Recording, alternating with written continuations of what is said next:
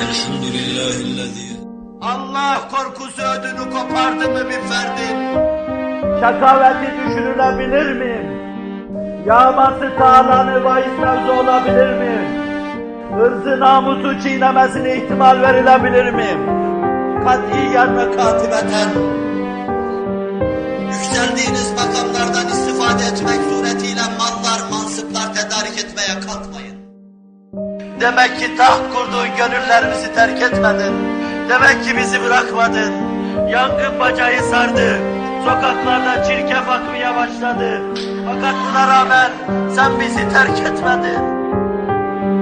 Nefsimle beraber sizi sahabi ve tabi'in olmaya çağırıyorum.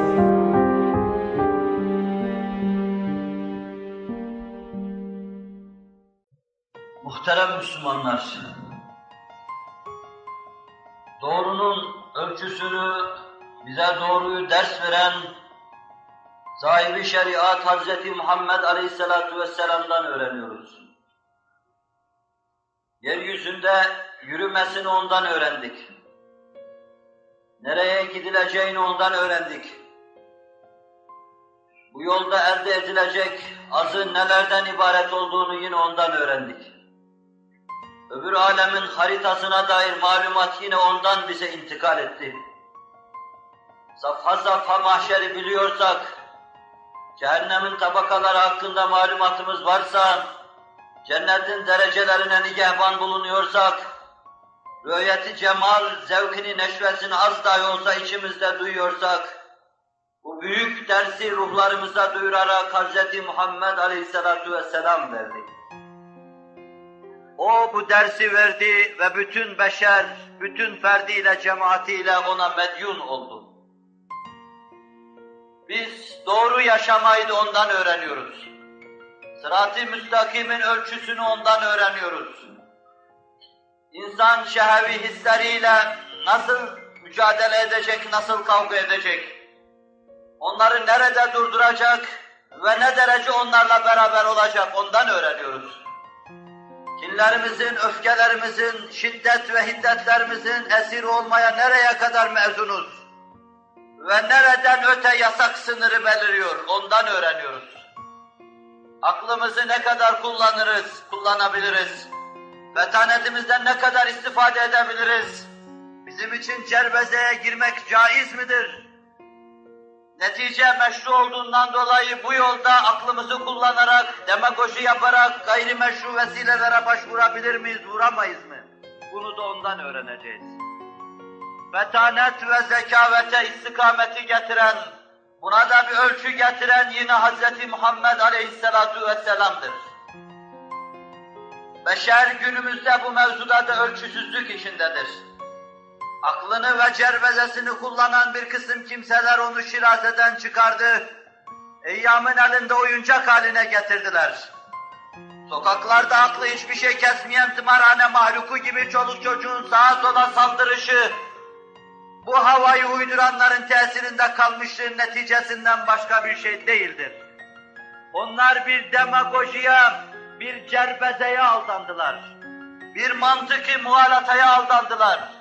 Bir kısım dilbazlar, her meseleyi sözle halledecekler, hitabetle ve kitabetle gençliğin kafasına girdi, ifsad ettiler. Bu aklın ifrat edilmesiydi. Aklın suistimal edilmesiydi. İnsanlık için zararlı bir unsur haline getirilmesiydi. Zayıf hadisle veya mevzu hadisle ifade edilen sözde evvelu ma halakallahu'l akle demek suretiyle tebcil edilen, İhvan-ı Sefa risalelerinde serlevha olarak ele alınan ve tasavvufta kendisine büyük yer verilen akıl, 20. asırda insanlığın sefaletinin, sefaatinin, denaatinin, canavarlığının hazırlayıcısı oldu. Bu aklın suistimal edilmesi. Bir yerde hiç de akli ve mantık olmayan bir sistem bayrağı kaldırıldı ve ona davetler ve çağrılar yapıldı. Ateşe kendini çarpan ve muttasıl ateşin etrafında pervaz eden kelebek gibi yanacağı ana kadar nesil onun etrafında pervaz etmeye başladılar. nasıl kelebeğin ateşin etrafında dönme felsefesini anlamak mümkün değildir. Deliliğine bir felsefe yapmak mümkün değildir. Öyle de cihanın şarkında ve garbında böyle kelebekler gibi ateşin içine giden bir kısım çoluk çocuğun cinneti dahi geride bırakacak hezeyan ve saçmalıklarını kitaplarda bulmak şöyle dursun, akla ve mantıka vurmak mümkün değildir. Aklın korkunç isyanı ve tuğyanı. 20. asrı akıl ifsad etti. Suistimal edilmiş akıl ifsad ettim. Yani demagoji ifsad ettim. Eski mantık tabiriyle muhalata ifsad ettim. Batılı hak gösterme ifsad ettim. Hakkı batıl gösterme ifsad ettim. Tereyağında yüz ekşitmeyi telkin ifsad ettim. Balda yüz ekşitmeyi telkin ifsad ettim. Zehir zembereyi de beşaşetle yutma halkı ifsad ettim. Efkarı ifsad ettim. Kalpleri ifsad etti, ruhları ifsad etti. Bu aklın asrımızda suistimal edilmiş olması. Aklı terbiye edemedik. Akla bir istikamet, yön ve yan veremedik. Onu vahyin rehberliği içinde Allah'ın istediği ufka sevk edemedik. Hz. Muhammed Aleyhisselatu Vesselam'a takabilseydik, en azından Batı'nın yetiştirdiği Descartes kadar, Bergson kadar ona takabilseydik ve mevzumla çok alakalı düşüncesini ifade edeceğim Bernard Shaw'a kadar en azından aklımızı arkasına takıverseydik, vahye teslim olabilseydik, Allah'a inkiyat edebilseydik, Allah'ın ışıkları altında aklımızı kullanabilseydik, akıl 20. asrın fatihi olacaktı. Heyhat ondan çok geri bulunuyoruz. Bir taraftan da aklın humudeti var. Aklın söndürülmüşlüğü var. Bu ise ifrada karşı bir tefrittir. Alabildiğini aklı cerbezede kullanmaya karşı onu öldürme, onu mahvetmedir. Halbuki biz onunla mükellefiz. Kulluğumuza ancak akılla eriyoruz. Akıl olmayanın ne imanı, ne de ibadeti, ne de ihsan şuuru, ne de ahlakı vardır. Binaenaleyh hem aklın suistimal edilmesinden, hem de aklın yine değişik şekilde suistimal ama tefritinden, hem biz ciddi bir ahlaksızlık ve inhiraf görüyoruz, hem de topyekün bir hayatın dinamitlenmesine şahit oluyoruz.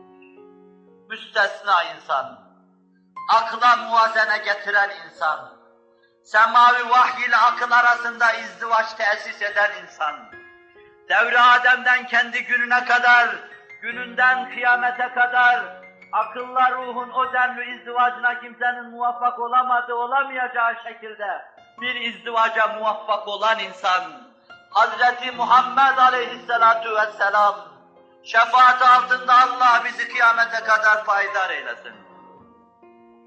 Allah Resulü fetaneti azama mazhardı. Müthiş bir dirayet, fevkalade bir kiyaset vardı kendisinde. Evvela onu arz edeyim, sonra o aklın hiç suistimal edilmediğine şahit olacağız. O kendi devrinde iş yapan insanların bütün işlerini, çocuk oyuncaklarını seyreder gibi daima uzaktan bir tebessümle seyrediyordu.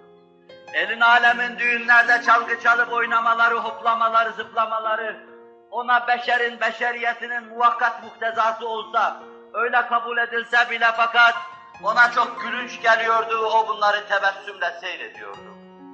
Mal için, menal için verilen kavgaları, dünya için ölmeleri ve öldürülmeleri Resul-i Ekrem istihzayla bir kenardan seyrediyor, adeta insanlığın aklıyla istihza ediyordu. O daha doğuştan ısmarlama bir fetaneti azam olarak dünyaya gelmişti. Bernard Shaw'un ifadesiyle üst üste müşkillerin çözüm, problemlerin çözüm beklediği dönemde herkesten daha çok Hz. Muhammed'e o kadar muhtacız ki bir kahve içme kolaylığı içinde bu müşkülleri çözecektir diyor batılı müsteşrik. Keşke içimizdeki müstagripler de bu kadar insaflı olsaydı. Bir kahve içme kolaylığı içinde beşerin üst üste problemlerini çözecek Hz. Muhammed'e herkesten ve her şeyden ziyade günümüzde çok muhtacız diyor batının insaflı sesi ve soluğu. O bu kadar derin bir fetanet, muhteşem bir anlayış, fevkalade bir idraktı. Misallerini arz edeyim size. Daha gençtir Kabe-i Muazzama harap edilmiş, tamire muhtaçtır tamir edilirken, her kabile bu tamirin içinde bulunmak istiyor. Ve her kabile de bu tamirin içinde bulunuyor. Kimisi taş taşıyor, kimisi harç taşıyor. Resul-i Ekrem sallallahu aleyhi ve sellemin de hizmet oluyor. Bir noktaya geliyor ki orada kabilelerin, ayrı ayrı oymakların, anlaşmalarına imkan yok adeta. Acaba Hacerül Es'ad'i nasıl koyacaklar? Hacerül Esved diye halkın dediği taş, Sizi bir yanlışlığa sevk etmesin, saadetli taş manasını arz ettim. Hacerül Es'ad'i nasıl yerine koyacaklar? Her kabile bu şerefin kendisine ait olmasını arzu ediyor. Taşı elini sürsün, taşı kendisi eline alsın ve taşı kendi eliyle oraya koysun. 100 kabile taşın etrafında toplanmış, bunu yapmaya kimse muktedir değil. Ve nihayet aralarında bir karara varıyorlar. Kapıdan içeriye giren kim olursa ilk defa soralım, reyini alalım. Reyine göre hareket edelim, hakem tayin edelim. Biraz sonra kim bilir Babüsselam kapısı onun saadethanesine doğru. Öyle biliyorum. Mübarek doğduğu evden Beytullah'a doğru gelinirken Babüsselam'dan içeriye girilir. Babüsselam'dan mütebessim kâre delikanlı içeriye giriyor. Kabe'ye yanaşacak, Rabbine ibadet edecek. Adını bilmediği, sanını bilmediği, esmasıyla tanımadığı, onun bir yaratıcı olduğuna inandığı, mevcudiyetini kalbinde duyduğu, Bütün hadiselerin tarrakalarında aynı soluğu duyduğu ve dinlediği, Rabbine ibadet edecek Beytullah'tan içeriye giriyor. İşte emin geliyor diyorlar. İtimat edilir tek insan Mekke'de bu adı almış. İşte emin geliyor, onu hakem tayin edelim. Burnunda delikanlı Beytullah'a yaklaşırken koşuyorlar, bize hakem ol diyorlar. Bilemeyerek cahiller bir şeye doğru olarak tercüman oluyorlardı. Allah'ın hakem olarak gönderdiği insana bize hakem ol diyorlardı. Zaten o hakemdi ama kör gözler görmüyordu. Zaten o hakem ama kıyamete kadar kör gözler görmüyor. Bize hakem ol diyorlardı. Olayım diyordu.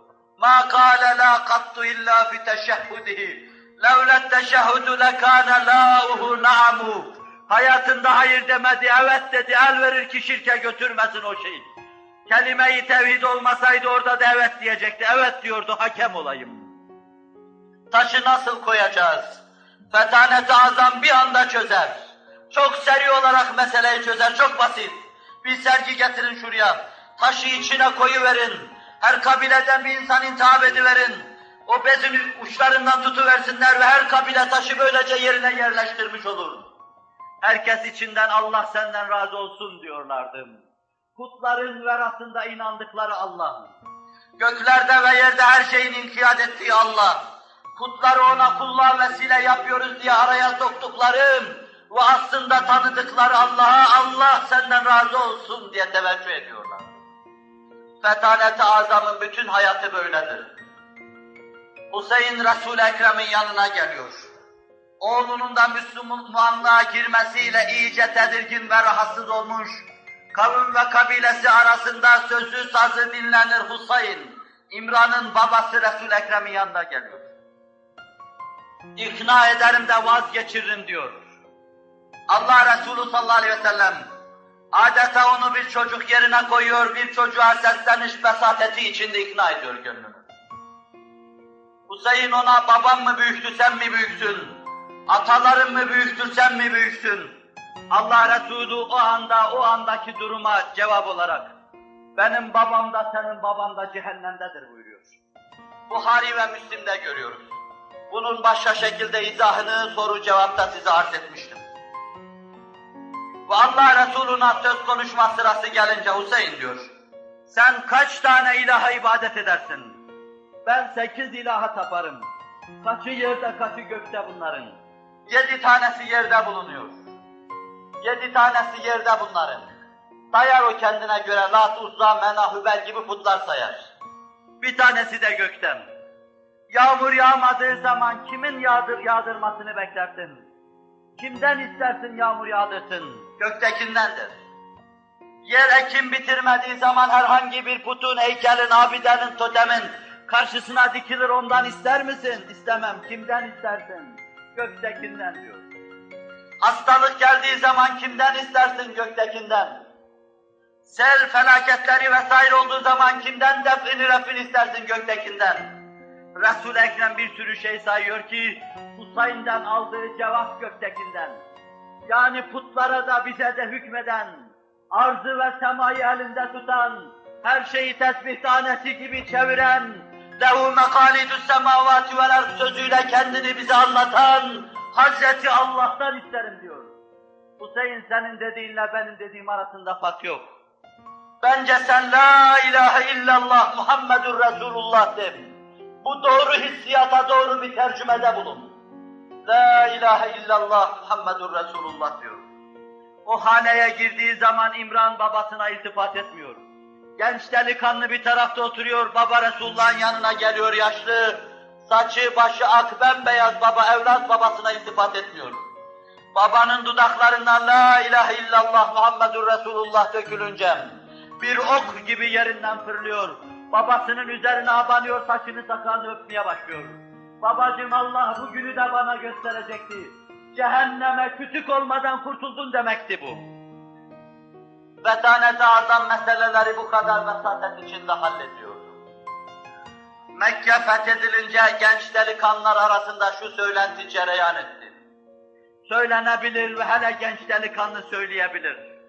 Allah Resulü yeni Müslüman olmuş, dini ifadesiyle müellefetül kulûb dediğimiz, Safvan gibi kimselere, Safvan İbn Ümeyye gibi kimselere, Ebu Süfyan gibi kimselere yüzer koyun ve deve verince ve Kabe'ye de girince, mübarek yüzü beşaşet gamzedince, Beytullah'ın içinde icralar namaz kılınca, bazılarının içinden geçti ki belki de Peygamber bundan sonra Mekke'de kalacak, Medine'yi terk edecek. Ansar delikanlıları arasında bir curcunadır baş göstermeye başladı. Bir dalgalanmadır baş göstermeye başladı. Birkaç saat sonraydı ki Akabe'de elini sıkan, söz verip gel ya Resulallah sineme diyen Sa'd ibn Ubade Resul-i Ekrem'in karşısında beliriverdi. Ya Resulallah cemaatim arasında ok yaydan çıkmış gibi bir hal var. Ümit şiken bir hal var. Bu hale bir derman ya Resulallah diyordum. Sen nasıl düşünüyorsun? Ben o cemaatten bir ferdim buyurdu. Sen bütün Ansar'ı şu kubbenin altında topla. Ama Ansar'ımdan başka da kimse olmasın diyordu. Bir cemaat Resul-i Ekrem Mekke'de kalacak zannediyordum. Fetanet-i Azam bu meseleyi halledecektim. Ansar'ımdan başka da kimse olmasın kubbenin altında. Birkaç dakika sonra yığın yığın bütün Ansar oraya toplanmıştı. Genç, ihtiyar, çoluk çocuk herkes oradaydı. Kabe'yi fethetmişlerdi, kılıçlarından kın damlıyordum. Beytullah'ta namaz kılmışlardı. Ama içerlerine bir kor düşmüştü. 10 sene evvel veya 8 sene evvel elini sıkıp Medine'ye davet ettikleri Nebi, acaba yerin göbeği Mekke'de mi kalacaktı? Medine ne olurdu o zaman? Bir ravze bulunur muydu? Yoksa söner gider miydi? Ansar'ın içi yanıyordu bundan dolayı. Mahzun ve mükedder idiler. Aranızda bir şey duydum. Nedir bu söylenen sözün hakikati? Cemaat başını kaldırıp da bir şey demiyorlar. Diyemiyorlardı. Allah Resulü evvela Allah'ın şahsıyla onlara lütuflarını anlattı. Ve sonra da kendisine karşı minnet etmeyi onları davet etti. Ama onlar hep aynı şeyi tekrar edip durdular. O şöyle diyordu. Ben buraya geldiğimde sizi dalalet içinde bulmadım mı? Fakir değil miydiniz? Birbirinizle boğuşuyor değil miydiniz?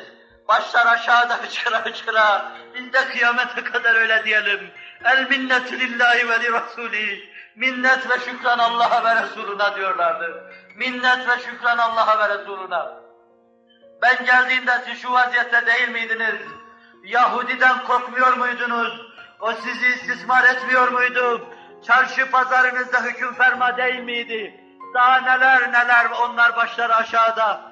El minnetü lillahi ve li rasulih. Minnet Allah'a ve Resulüne aittir diyorlardı.